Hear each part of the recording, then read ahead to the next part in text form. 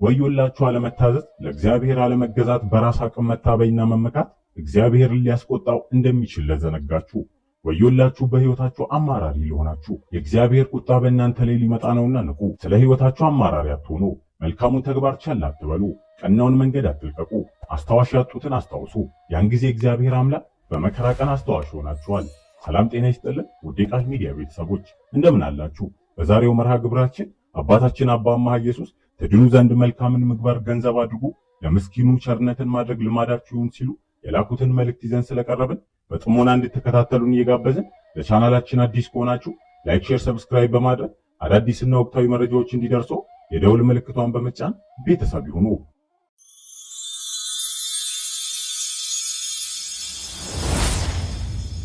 አባታችን አባ አምሃ ኢየሱስ አሁን ላይ በምድራችንና በቤተክርስቲያናችን እንዲሁም በሕይወታችን ይህ ነው የማይባል ፈተና እየገጠመን ያለው በእኛ ለመታዘዝና የእምነት ጉድለት እንደሆነ ተናግረው እስካልተመለሳችሁና እንደ ቃሉ መኖር እስካልጀመራችሁ ድረስ ፈተናውና መከራው በሕይወታችሁ እንደሚቀጥል እወቁ በማለት መልእክት ልከዋል። አምላክ የሚወደውን ይቀጣዋል ተብሎ እንደተጻፈ እኛም ልጆቹ በኃጢአት መንገድ ተጉዘን እንዳንጠፋ ስለሚፈልግ ከስተት መንገዳችን ሊመልሰን በማሰብ እንደኛ ኃጢአትና በደል ሳይሆን እንደርሱ ምሕረትና ቸርነት በጥቂቱ እየፈተነንና እየቀጣን መሆኑን መዘንጋት የለብንም። አባ አምሃ ኢየሱስም ወደ ሕይወታችሁ ፈተና የሚመጣው ሊያጠነክራችሁ እንጂ ሊሰብራችሁ አይደለምና እግዚአብሔር ለመልካም እንደፈተናችሁ በማሰብ በሁሉ እንገፋለን እንጂ አንጨነቅም፣ እናመነታለን እንጂ ተስፋ አንቆርጥም በማለት ኑሩ ብለዋል። በአንደኛው ቆሮንቶስ ምዕራፍ 9 ከቁጥር 10 የሚያርስ በተስፋ ሊያርስ የሚያበራይም እንዲካፈል በተስፋ ሊያበራይ ይገባል ተብሎ ቢጻፍም የኛ የክርስትና ሕይወት ግን የቃሉን ተቃራኒ መንገድ ስለያዘ ፈተናው በሕይወታችን ዛሬም እየበዛ ነው። ነገር ግን ማወቅ ያለብን አምላክ ሰዎችን የሚፈትነው ለበጎ እንደሆነ ነው። በዘጸአት መጽሐፍ ምዕራፍ 16 ከቁጥር 4 እግዚአብሔር ሙሴን በሕጌ ይሄዱ ወይንም አይሄዱ እንደሆነ እኔ እንድፈትናቸው እነሆ ከሰማይ መናን አዘንብላቸዋለሁ፣ ሕዝቡም ወጥተው ለዕለት ዕለት የሚበቃቸውን ይልቀሙ፣ ለዕለትም ከሚለቅሙት ይልቅ 2 እጥፍ አይሆን አለው። ሙሴም እያንዳንዱ የሚበላውን ያህል ይልቀም፣ በድንኳኑ ባሉ ነፍሶች ቁጥርም ለአንድ ሰው 1 ጎሞር ይውሰድ ሲል ነገራቸው። ሕዝቡ ግን አልሰሙትም ነበር። የሕዝቡ ትኩረት የሚያስፈልጋቸውን ሳይሆን የሚፈልጉት ላይ ብቻም ስለነበር አንዳንድ ሰዎች ከመናው ለነገ እንዳስቀሩና መናውም እንደተበላሸ ተጽፎ እናነባለን። የብዙ ሰዎች ሕይወት እንደዚህ የሚሆንበትም አጋጣሚ አለ። ስለዚህም የዕለት ጉርሳችንን ብቻም ሳይሆን ሕይወታችንን፣ እድሜያችንን፣ ጊዜያችንን፣ ሰውነታችንን ላለማባከን መጠንቀቅና መጣር አለብን። እንዲሁም በጸሎት የምንጠይቀውን ማወቅ ይገባናል። ጸሎት ሰው ከእግዚአብሔር ጋር የሚነጋገርበት፣ ስለተደረገለት ነገር የሚያመሰግንበት፣ ወደፊት ስለሚደረግለት ነገር ደግሞ ከእግዚአብሔር የሚለምንበት ሲሆን ለጸሎት ስንቆም የዚህ ዓለም ፈጣሪ አለ እያልን የምንመሰክርበትም ነው። በምንጸልየው ጸሎት ዓለምን ፈጥሮ ለሚገዛ፣ ፍጥረታቱን ለሚመግብ፣ እኛን ከክፉ ለሚጠብቅ፣ የሚያስፈልገንን ሁሉ ለሚሰጠን አምላካችን ምስጋናን የምናቀርብበት ነው። የእግዚአብሔርን ሥራ የምናደንቅበት ነው። ነቢየ እግዚአብሔር ክቡር ዳዊት በመዝሙሩ አድርገህልኛልና ለዘላለም አመሰግናለሁ በማለት እንደገለጸው እግዚአብሔር በሕይወታችን ስለሚያደርግልን ነገር ሁሉ ምስጋናን የምናቀርበው በጸሎት ነው።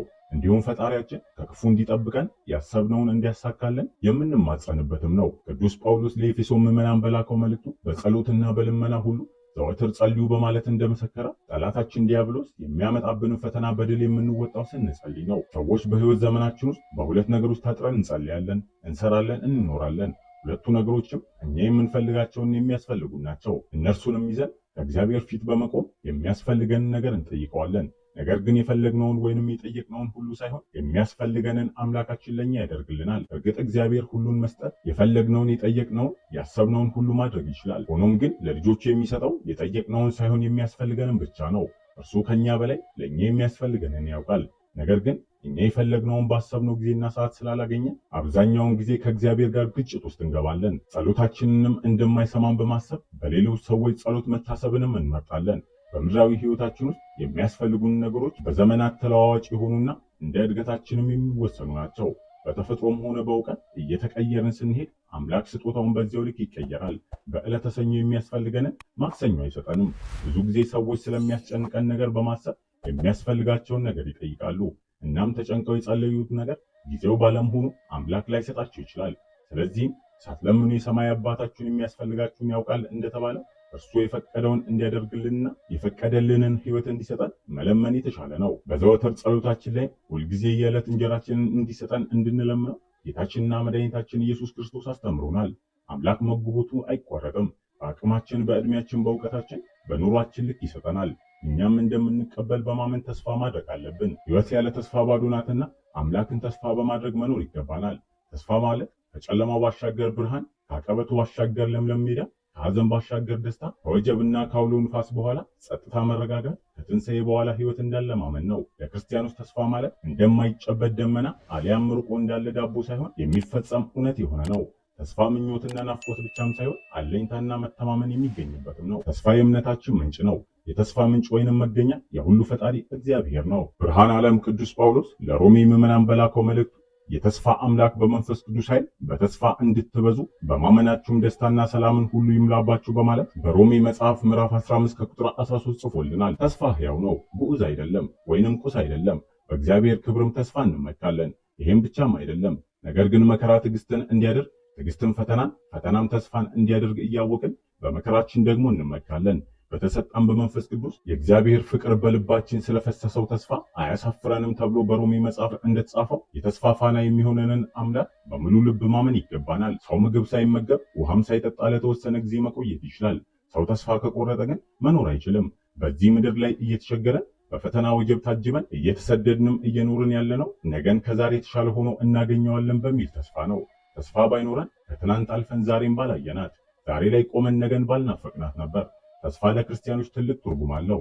ከምድራዊ የእንግድነት ኑሮ ባሻገር ከሞት በኋላ ባለው ሕይወት እግዚአብሔር ለወዳጆቹ ያዘጋጃል፣ መንግሥተ ሰማያትን እንወርሳለን የሚል ታላቅ የሚሆን የሚፈጸም የሚገኝ ተስፋ በልባችን ሰሌዳ ጽፈናል፣ በሕሊናችን ጓዳ አሳድረናል። ታዲያን ይህንን የመሰለውን ታላቁን ዘላለማዊ ሕይወት በደስታ በተድላ በክብር እንደምንወርስ እያመንን በምድር ላይ ጊዜያዊ በሆነ እንግድነት ኑሯችን ጊዜ ባመጣው አሊያም ሰዎች ባደረጉት ለእኛ ፈተና በሆነብን ነገር ተስፋ ልንቆርጥ አይገባም። ብርሃነ ዓለም ቅዱስ ጳውሎስ ለቆሮንቶስ ምዕመናን በላከው መልእክቱ በሁሉ እንገፋለን እንጂ አንጨነቅም፣ እንታመናለን እንጂ ተስፋ አንቆርጥም ይላል። አባቶች ክርስቲያን ተስፋ አይቆርጥም በማለት የሚናገሩትም ለዚህም ነው። ምንም እንኳን በለስ ባታፈራም፣ በወይን ሐረግ ፍሬ ባይገኝም፣ የወይራ ስርም ቢጎድል፣ እርሾም መብልን ባይሰጡ፣ በጎችም ከበረት ቢጠፉ፣ ላሞችም በጋጥ ውስጥ ባይገኙ፣ እኔ ግን በእግዚአብሔር ደስ ይለኛል፣ በመድኃኒቴ አምላክ ሐሴት አደርጋለሁ እንዲል ዕንባቆም በትንቢቱ ተስፋ ለማድረግ ወይንም ተስፋ መቁረጥ ጭንቀትን ያመጣል፣ ሕመም ይሆናል፣ ሞትንም ያስከትል ይችላል። የታመመ ሰው ከበሽታው እንደሚድን ተስፋ ካላደረገ የሚታየው መከራውና ሞቱ ነው፣ ሕመሙም ይጸናበታል። ሰማዕታት የክብርን አክሊል ተስፋ ባያደርጉ ኖሮ መከራውን መታገስ አይችሉም ነበር። እኛም የምንፈልገውን ለማግኘት በእግዚአብሔር ተስፋ ማድረግ አለብን። ልበ አምላክ ነቢየ ዳዊት የሁሉ ዓይን አንተን ተስፋ ያደርጋል፣ አንተም ምግባቸውን ትሰጣቸዋለህ በማለት በመዝሙር 144 ቁጥር 15 ጽፎልናል። በሕይወታችን ተስፋ ስናደርግ ከኛ የሚጠበቀውን እያደረግን ግን መሆን አለበት። እንዲሁም የእግዚአብሔርን መንግሥት ለመውረስ መልካምን ሥራ መስራት አለብን።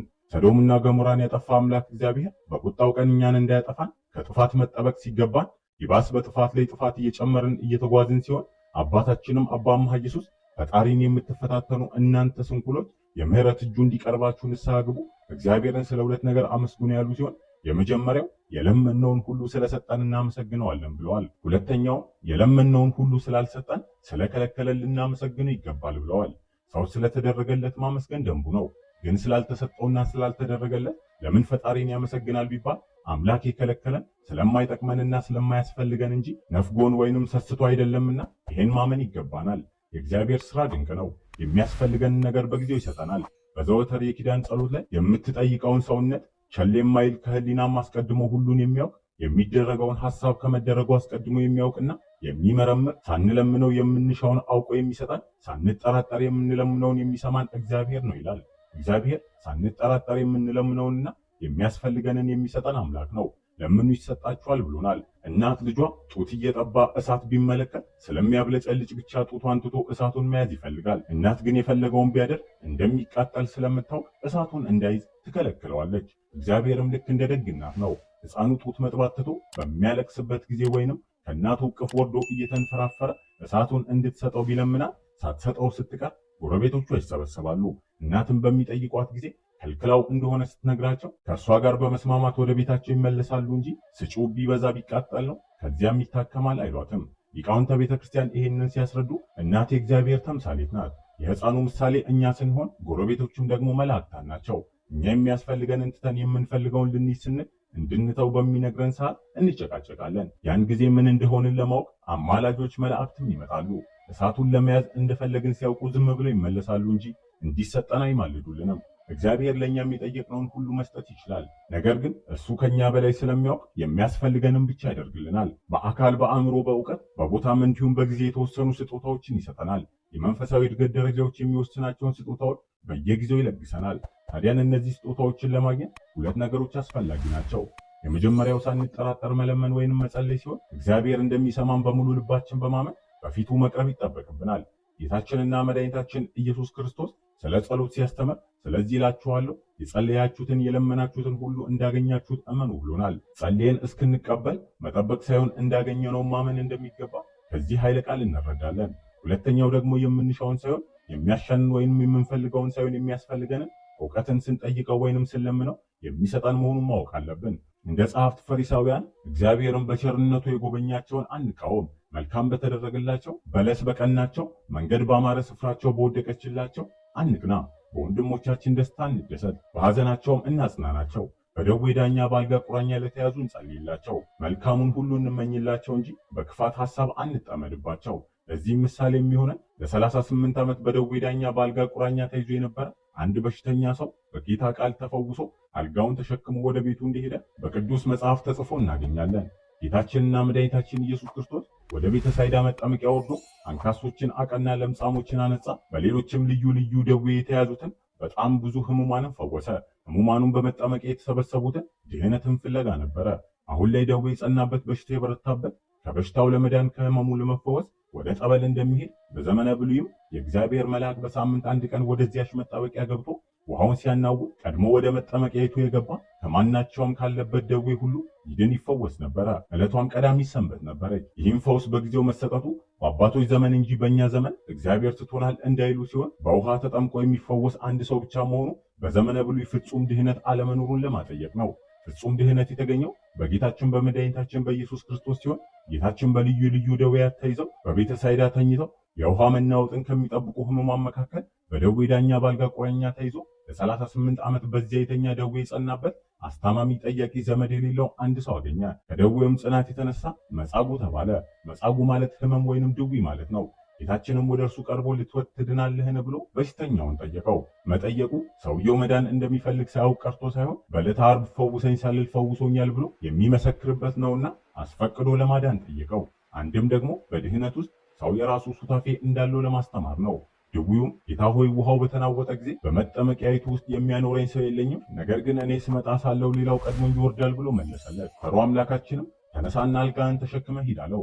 መጻጉዕም ጉልበቴ ቁርጭምጭሚቴ ሳይል ጉልበቱ ጸንቶ ተነሳ፣ አልጋውንም ተሸክሞ ወደ ቤቱ ሄደ። ፈሪሳውያን ግን በሰንበት አልጋህን ተሸክመ ሂድ አትችልም፣ ፈውስ በሰንበት መሆን የለበትም ብለው ተቆጡ። አይሁድም አልጋህን ተሸክመ ሂድ ያለው ሰውዬ ማን ነው ብለው ጠየቁት። ያ የተፈወሰው ግን ያዳነው ማን እንደሆነ አላወቀም። ጌታችንም ኢየሱስ በዚያ ቦታ በነበሩት ብዙ ሰዎች መካከል ተሰውሮም ነበር። ከዚህም በኋላ ጌታችን ኢየሱስ ክርስቶስ ያን ያዳነውን ሰው በቤተ መቅደስ አገኘውና እነሆ ድነሃል፣ ግን ከዚህ የባሰ እንዳያገኝህ ዳግም እንዳትበድል ተጠንቀቅ አለው። ያም ሰውም ሄዶ ያዳነውን ጌታችን ኢየሱስ ክርስቶስ እንደሆነ ለአይሁድ ነገራቸው። አይሁድም በሰንበት ይፈውስ ስለነበረ ጌታችንን ያሳድዱትና ሊገሉት ይሹ ነበር። ጌታችንም ይህንን አውቆ አባቴ እስከዛሬ ይሰራል፣ እኔም እሰራለሁ አላቸው። ስለዚህም አይሁድ ሊገሉት በጣም ፈለጉ።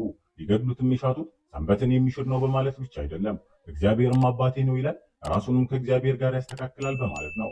ከዚህም በኋላ ክርስቶስ መልሶ እንዲህ አላቸው፣ እውነት እላችኋለሁ ወልድ ከራሱ ብቻ ምንም ሊያደርግ አይችልም፣ አብ ሲያደርግ ያየውን ነው እንጂ ወልድም አብ የሚሰራውን ያንኑ እንዲሁ ይሰራል። አብ ልጁን ይወዳልና የሚሰራውን ሁሉ ያሳየዋል። እናንተም ታደንቁ ዘንድ ከዚህ የሚበልጥ ስራን ያሳየዋል። አብ ሙታንን እንደሚያስነሳ ሕይወትንም እንደሚሰጣቸው እንዲሁ ወልድም ለሚወዳቸው ሕይወትን ይሰጣል። አብ ከቶ በማንም አይፈርድም፣ ፍርዱን ሁሉ ለወልድ ሰጠው እንጂ ሰው ሁሉ አብን እንደሚያከብሩ ወልድንም ያከብሩ ዘንድ፣ ወልድንም የማያከብር ግን የላከውን አብ አያከብርም ብሎ አስተማራቸው። ታዲያን እኛ በዚህ ክፍል ባለን አቅም በነፍስ በስጋ የተቸገሩትን ሁሉ መርዳትና ማገዝ እንዳለብን የምንማርበት ነው።